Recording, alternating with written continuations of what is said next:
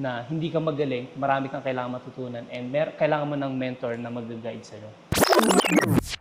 Very valuable sa akin yung mentorship and very painful din sa akin na hindi ko siya natutunan nung before. Kasi yung unang business na pinasok ko, 2 taon ko siya ginawa. Pero alam niyo ba kung ilan lang yung naging referral ko?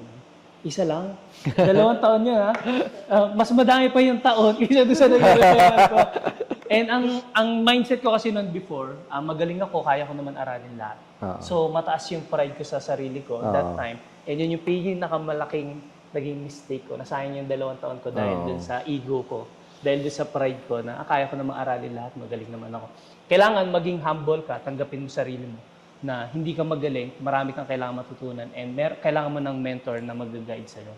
And nung time na na-realize ko yun, naghanap ako ng tamang mentor na mag-guide sa akin. And nung meron na yun yung doon ko na-achieve yung first million ko.